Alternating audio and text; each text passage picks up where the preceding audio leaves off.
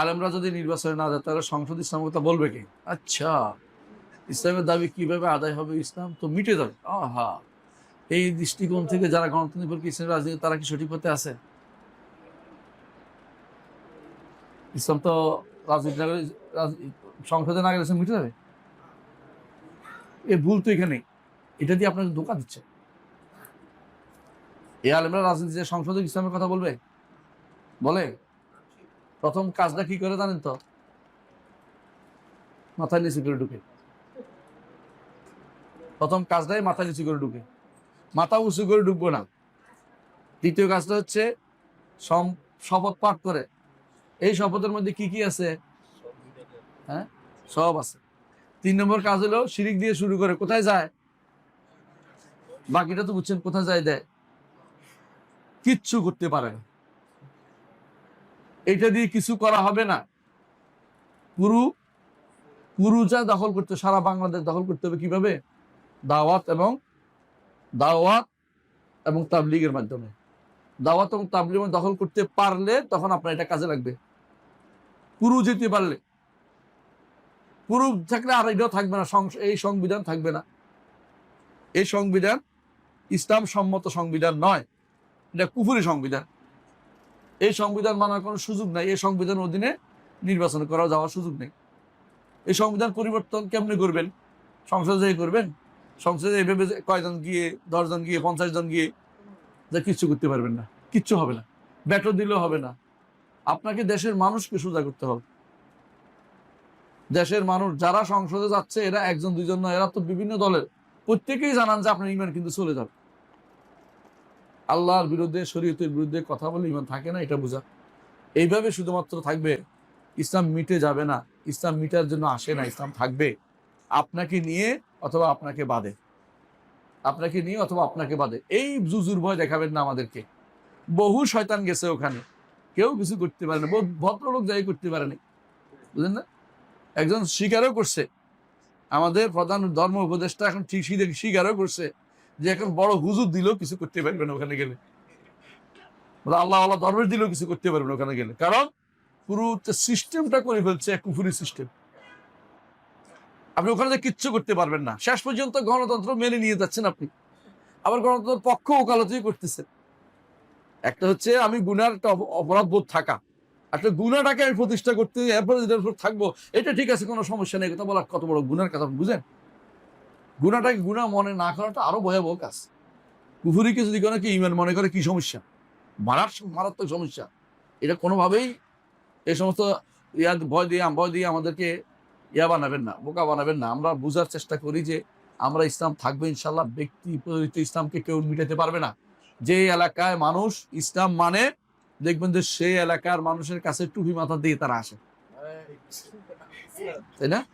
এবং দেখবেন যে মাথার মধ্যে গোমটা দিয়ে আসতেছে যদি নারী হয়, যদিও নারী সাংখ্য দেওয়া জায়েজ নেই। আল্লাহ নারীদের বলছে ওয়াক্কারনা ফি বুয়ুতিকুন্না, ঘরে থাকো।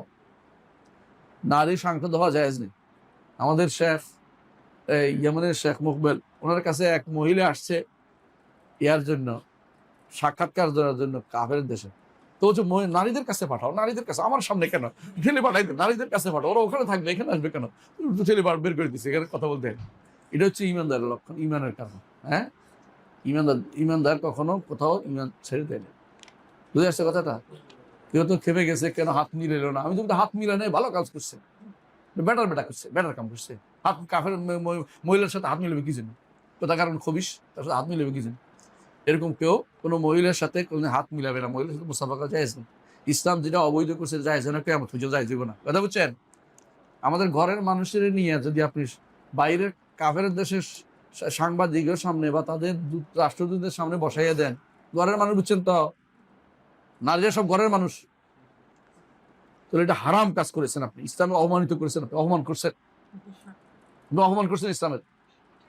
ইসলাম কি প্রতিষ্ঠা করে? নিজে তো অপমান করে দিচ্ছে ইসলামের, 12টা বাজায় দিচ্ছে। প্রশ্ন অনেকে বলছে ইসলামী দলকে ভোট দিলে জান্নাত। হ্যাঁ, জান্নাত কনফার্ম। বর্তমানে সোশ্যাল মিডিয়া দেখে যারা ইসলামী দল না, তারাও বলছে আমাদেরকে ভোট দিলে জান্নাত। এক্ষেত্রে আহলে হক আলেমদের কি ভূমিকা রাখা উচিত? ভোট দিলেই জান্নাত থেকে কাটা যাওয়ার সম্ভাবনা বেশি। তাদেরকে বলেন ভোট চাইতে আসলে বলবেন যে কি কি ইসলামী কি কি কাজ করে দিবেন বলেন।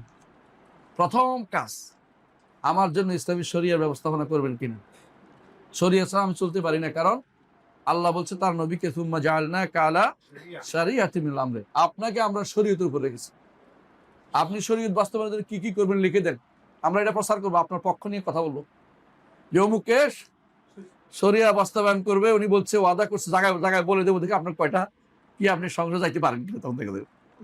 আল্লাহ শরীয়ত নিয়ে যারা কথা বলবে না, আল্লাহ শরীয়ত তারা করবে না, এরা এই জাতীয় জুজুর ভয় দেখাচ্ছে এবং বলছে জান্নাত কনফার্ম। এগুলি জান্নাত কনফার্ম কেউ করতে পারে? কোন ব্যক্তি আল্লাহ এবং তার রাসূল ব্যতীত কেউ বলতে পারবে না কারোর জন্য জান্নাত। আপনি বলবেন যে এই কাজ করলে আপনার ভালো কাজ হবে, এটা বলতে পারেন, এটা জান্নাতের পথের একটা সোপান হবে, আল্লাহ হয়তো কবুল করবেন, আপনি এগুলি বলতে পারেন যদি কোনো সত্য হয়। কিন্তু সত্য না হলে তো এগুলি বলতে পারবেন না। প্রত্যেকে দাবি করবে আমার ভোট দিলে জান্নাত, জান্নাত যাওয়ার জন্য এত কাজ নিয়ে লাগবে না, ইমানও আমার সরে লাগবে। ইমানটা তো শুদ্ধ হয়নি। যারা আপনার কাছে ভোটের জন্য আসে ইমান পরীক্ষা করবে একদিন, কেউ আর আসবে না। আপনার কাছে কেউ ভোট লাগবে না, তোমার আমরা ভোট আমার জোর করে দখল করে ফেলবো। কিন্তু ভোট আর লাগে না, ভোট দিয়ে ফেলে, রাতের বেলা ভোট হয়ে যায়, অনেক সময় মরা মানুষও ভোট দিয়ে ফেলে।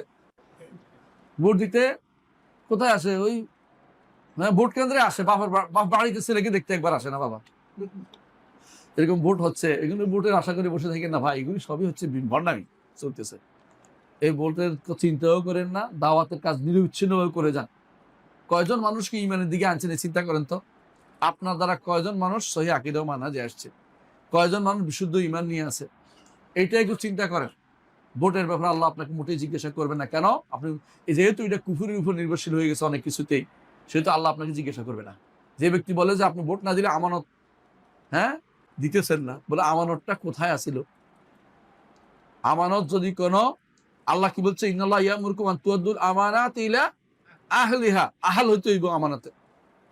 যে আমানতের আহাল না তারা আমানত দিলে, ইজা উসসাদাল আমরু ইলা গায়রি আহলিহি ফান্তাজিরি সা, কিয়ামত কায়েম, এটা কিয়ামতের পত্র আবিষ্কার করতেছে, যখন তো যোগ্য না। কয়জন যোগ্য আছে আপনি ভালো করে দেখেন, শরীয়ত দৃষ্টিতে কয়জন যোগ্য আছে? সবাই শরীয়তে ভোট পেতে পারে না।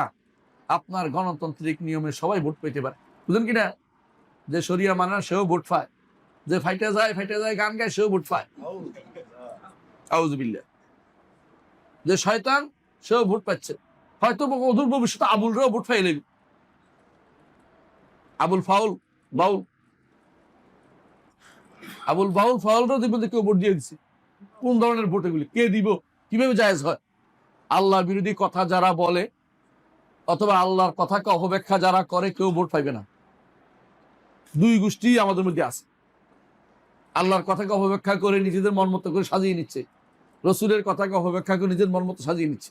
আবার আরেক গোষ্ঠী সরাসরি আল্লাহর বিরুদ্ধে চলতেছে, আবার ভোটের জন্য আপনার কাছে আসে। কেন আসে? ইমানদার হিসেবে আসে না, দেশের নাগরিক হিসেবে আসে। ওই দেশের নাগরিক হিসেবে ভোট দিবেন না, ইমান দায়িত্ব হিসেবে দিবেন, যে ভোট পাবে তাকে অধিকাংশ কেন বললাম, আবার না কেউ আমার নামে কেস করে, এই জন্য অধিকাংশই, যদিও এটা 99% আব্দুল্লাহ জাহাঙ্গীর মতো বলতে হয়, এরা বেশিরভাগই ইমান শুদ্ধ নেই, এদের ইমান শুদ্ধ নেই। ইমান শুদ্ধ নেই, আবার ভোটও চাইতে আসে, আবার বলে আমানত রক্ষা। কিসের আমানত? আপনার কাছে আমানত আপনাকে দিলে তো আমানত কেন তুই? আল্লাহ আমাদের বুঝার তৌফিক দান।